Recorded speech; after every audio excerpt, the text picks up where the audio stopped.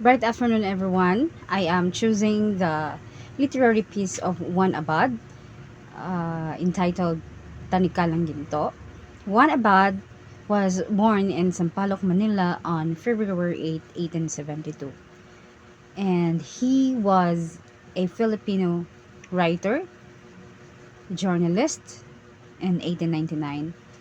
And he was forced to work at an early age, mostly because of his family's large size, and he started working as a printing press during his teenage years and began writing verse at age 16. Manabad broke through the Philippine drama scene with the successful staging of Ang Tanikalang Ginto and Teatro Libertad on July 7.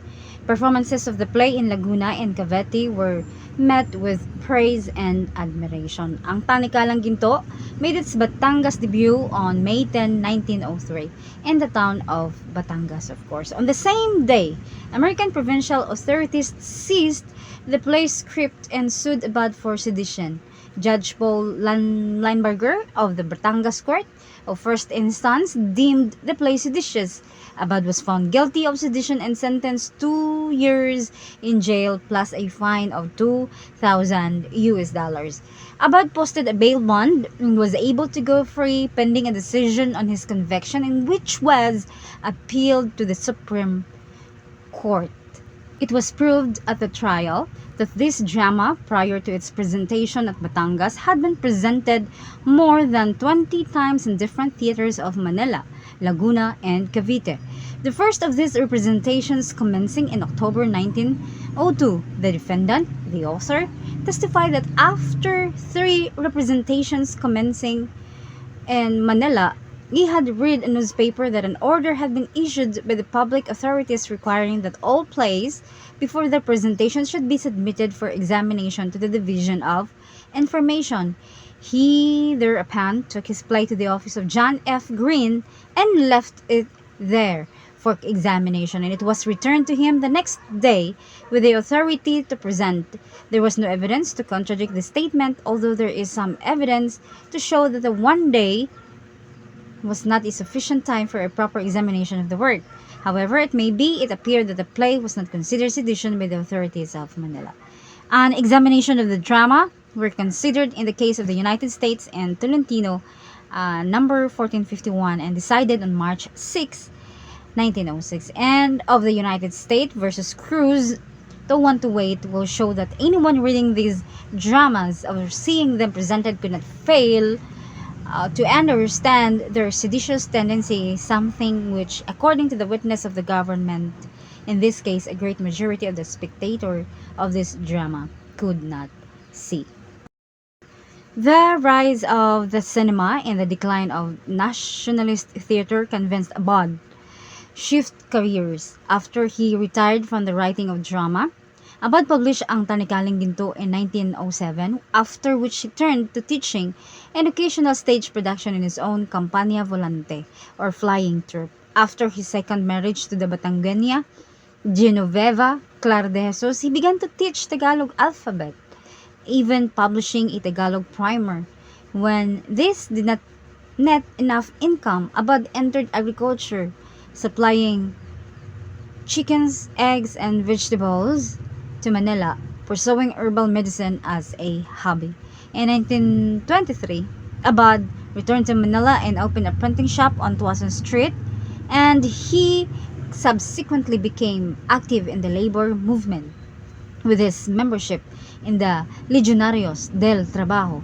Abad briefly edited the Legionario journal Araw, and in 1928 he was briefly sent to China for a mission. And upon his return to the Philippines, some Chinese friends of his arranged another trip to China for him, but Abad never returned to the Philippines as he countered trouble and his assumed Chinese passport. He died near Xiamen, then was buried there.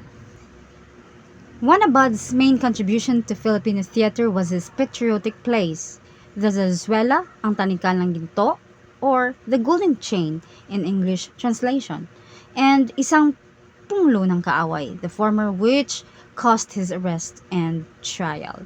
He also created a 9-act comedia entitled Senos de la Mala Fortuna, was staged in the Dulaang Arevalo Theater of Sampaloc in 1895. Still, it matters today. The literary piece of Juan Abad, Ang Tanikalang Ginto, although literally we're not in the siege or control with the American period, but their influences and their uh, contribution to our country, in our culture, in our language is prevalent until now.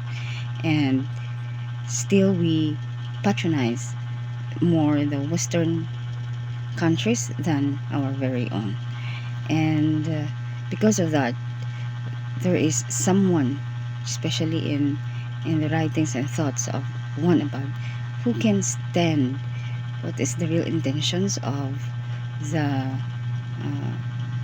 foreigners, not just to invade us, but of course to captured us, the way they behave, the way they uh, instill their influence in us.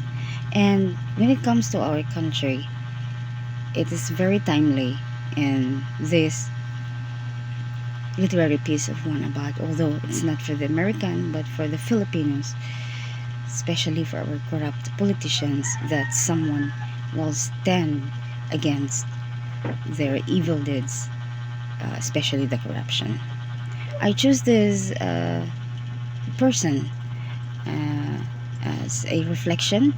I like the way he stood, especially in keeping the principle. He was brave enough to use his intelligence, his skills in writing, to fight against this great pillar of colonizer during the American period. And I would say that the spirit within Juan Abad is such an admirable and beyond comparison. A person who dedicated his life towards his motherland, and one that I really appreciate about him. So again, I'm choosing Juan Abad, especially his literary piece, Ang Tanikalang Ginto. Juan Abad's main contribution to Filipino theater was his pictorial